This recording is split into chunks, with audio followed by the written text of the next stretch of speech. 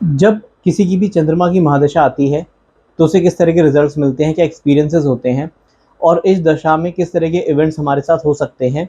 आज की वीडियो में हम यही बात करेंगे और हम ये भी बात करेंगे कि अगर ये दशा आपकी उतनी अच्छी नहीं चल रही है तो आपको किस तरह के उपाय करने चाहिए इस दशा को सूदिंग बनाने के लिए और आराम से ये जो 10 वर्ष का समय होता है इस दशा का, चंद्रमा की दशा का, वो व्यतीत करने के लिए। वेलकम टू 10 एस्ट्रो और मेरा नाम है आतिश। तो बात करते हैं चंद्रमा की महादशा के बारे में। और जब हम कह रहे हैं चंद्रमा की महादशा तो ये वो महादशा है जो विंशोत्तरी दशाओं में आती है। तो कई तरह की कुंडली के अंदर दशाएं होती हैं, उनमें से जो सबसे पॉपुलर है वो है विंशोत्तरी दशाएं।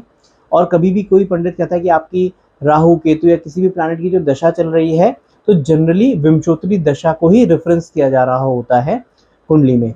अन्य दशाएं भी हैं, चर मंडूक योगनी, बट यहाँ पर हम बात कर रहे हैं चंद्रमा की विंशोत्तरी महादशा के बारे में। चंद्रमा की दशा के अंदर एक इम्पॉर्टेंट रिजल्ट आपको ये मिलता है कि आपको अपना घर चेंज करने की सबसे ज़्यादा एक अंदर से उत्सुकता होगी और आप जिस घर में रह रहे हैं उससे बेटर घर में रहने की कोशिश करेंगे।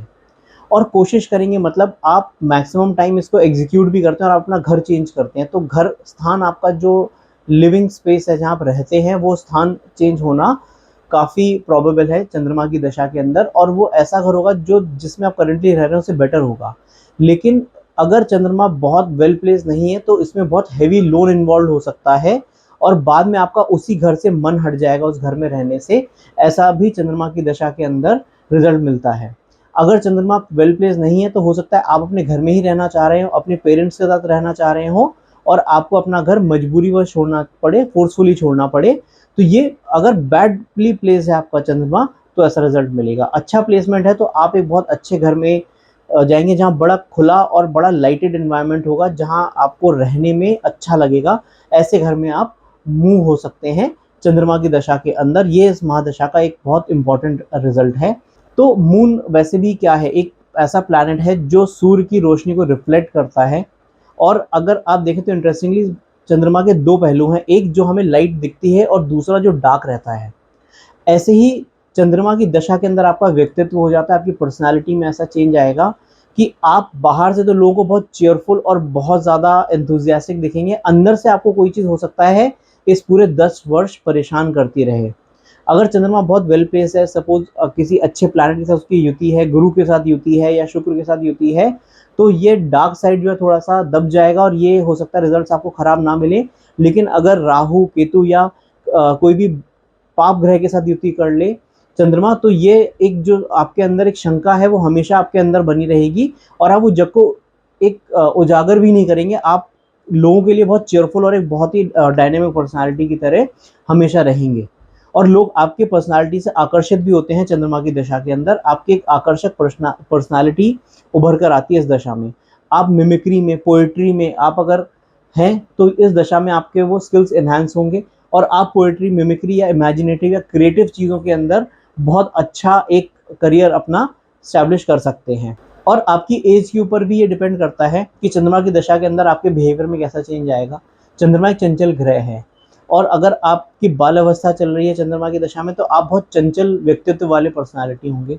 अगर आप थोड़े एजेड पर्सन भी हैं, आप 40s में हैं, अपने 50s में हैं, तब भी आप अपने एज के लोगों के मुकाबले काफ़ी चंचल और चेयरफुल पर्सनालिटी रखेंगे और आप उसके लिए जाने भी जाएंगे। तो चंद्रमा की दशा के अंदर आपकी पर्सनालिटी बड़ी आकर्षक होती है और लोग आपसे अट्रैक्ट होते हैं।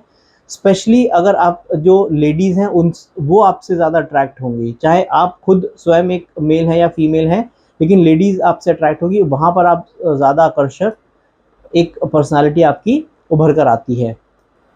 और यदि आपने वीडियो यहाँ तक देख लिया है तो आपका चंद्रमा की दशा चल रही है या फिर आपका इस टॉपिक में बहुत इंटरेस्ट है और आपको ये अगर वीडियो का कंटेंट अच्छा लगा है तो आप इसे लाइक ज़रूर करिए। ये लाइक ही मेरा प्रोत्साहन है और मुझे ऐसे कंटेंट बनाने में हेल्प करता है।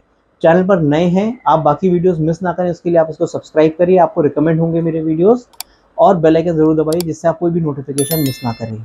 और चंद्रमा की 10 वर्ष की जो दशा है ये सूर्य की 6 वर्ष की दशा के बाद आती है। सूर्य की दशा में अगर सूर्य अच्छा प्लेस है तो आप काफ़ी अच्छे ऊंचाइयों तक पहुंच जाते हैं और चंद्रमा में आप उसी चीज़ को आगे ले जाते हैं एक स्टेबिलिटी के फॉर्मेट में। आप चीज़ों को स्टेबल करने की कोशिश करते हैं चंद्रमा में। चंद्रमा अपने आप में बहुत स्टेबल प्लैनेट नहीं है, उसके अपने 27 फेजेस हैं। 15 दिन वो घटता है, 15 दिन डिक्रीज होता है, अमावस्या से पूर्णमासी तक अलग अलग फेजेस हैं। तो आपका जो मन है वो रिवर्स काम करता है उस समय, क्योंकि आप चाहते हैं कि मैं स्टेबल रहूं, और आपके मन में हमेशा उथल पुथल रहेगी उस स्टेबिलिटी के लिए। हो सकता है कोई चीज़ है जो आपके लाइफ में एक ऐसी परेशानी है, अगेन जो हम बात कर रहे थे कि एक डार्क साइड होगा, कोई चिंता ऐसी होगी जो आपको हमेशा सताती रहेगी। तो चंद्रमा की दशा में आप हमेशा आपके अंदर एक नेगेटिव थॉट जरूर रहेगा, चीज़ों का फियर आ जाता है आपके अंदर चंद्रमा की दशा में।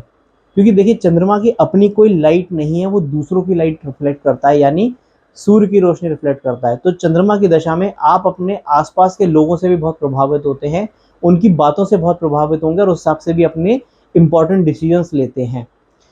चंद्रमा की दशा में आपको पेट से जनित रोग हो सकते हैं, स्टमक इन्फेक्शन या इस तरह के रोग हो सकते हैं जो पेट या डाइजेशन को खराब करें। और मून मन का कारक है, डिप्रेशन भी एक बहुत इम्पॉर्टेंट रोल प्ले करता है, मून का उससे डायरेक्ट लिंक है। तो आप डिप्रेशन का शिकार भी हो सकते हैं अगर चंद्रमा वेल प्लेस नहीं है। तो आपकी कुंडली के अंदर चंद्रमा का जो भी प्लेसमेंट है उससे ये पता चलता है कि चंद्रमा किस तरह के रिजल्ट देगा। अगर आपका चंद्रमा जहाँ का ओनर है वहाँ के रिजल्ट्स, वहाँ उस एरिया में भी आपका मन हमेशा परेशान रहेगा कि मुझे उस एरिया में कुछ ना कुछ आगे इम्प्रूवमेंट करना है, या उस एरिया से रिलेटेड पर्सन से आप परेशान रहेंगे। तो चंद्रमा की दशा में आप हमेशा कुछ ना कुछ सोचते रहते हैं जहाँ का वो ओनर है। तो जहाँ पर भी जैसे चंद्रमा है उसका प्लेसमेंट भी जिस पर्टिकुलर हाउस में आपके चार्ट में, वहाँ उस जगह के रिजल्ट्स भी आपको एकदम मिलना स्टार्ट हो जाते हैं। अगर चंद्रमा 4th हाउस में है तो आपका एक अच्छा घर बनना ऑलमोस्ट फिक्स है, और आप उस घर में मूव होंगे चंद्रमा की दशा के अंदर, एक नया घर मिलेगा आपको जो कि बहुत सुंदर होगा। अब क्वेश्चन ये आता है कि अगर आपकी चंद्रमा की दशा उतनी अच्छी नहीं चल रही है तो आप इसको किस तरीके से ईज आउट कर सकते हैं, किस तरीके से आप चंद्रमा के रिजल्ट्स को पैसिफाई कर सकते हैं और इसको आराम से व्यतीत कर सकते हैं, इनके नेगेटिव रिजल्ट्स को डाउन कर सकते हैं। तो आपको जो सबसे इम्पोर्टेंट काम करना है, आप शिवलिंग के ऊपर जल चढ़ाइए। मॉर्निंग में जितना भी अर्ली आप जा सकते हैं शिवलिंग के ऊपर जल चढ़ाइए। जितना आप शिवलिंग के ऊपर जल चढ़ाएंगे उतना आपका चंद्रमा बैलेंस होगा। शिव जी के मस्तक पे चंद्रमा माना गया है, आप जितना शिवलिंग को जल चढ़ाएंगे आपका चंद्रमा उतना ही पैसिफाई होगा, उसमें उतनी ही एनर्जी आएगी। दूसरा, अगर आपका चंद्रमा वीक है, आपका अगर जन्म अमावस्या के आसपास हुआ था, आपकी कुंडली के अंदर अगर चंद्रमा बहुत क्षीण है, नेगेटिव उससे घिरा हुआ है और उसकी अपनी एनर्जी नहीं उभर कर आ पा रही, तो आप पूर्णमासी के चंद्रमा के दर्शन करिए। जब चंद्रमा आसमान में आधे से ज़्यादा हो तब इम्पोर्टेंट डिसीजन लीजिए, वरना कोई इम्पोर्टेंट डिसीजन मत लीजिए। सोमवार को अगर आप जल नहीं चढ़ा सकते, सोमवार को मंदिर जाइए, गौरी शंकर भगवान के दर्शन करिए। तो जहाँ पर भी चंद्रमा वीक है आप शिव जी के दर्शन करिए, शिव जी से प्रार्थना करिए, आपको आपके रिजल्ट्स मिलेंगे। कुंडली के अंदर आप किसी एस्ट्रोलॉजर से अपने कंसल्ट करके मोती भी पहन सकते हैं।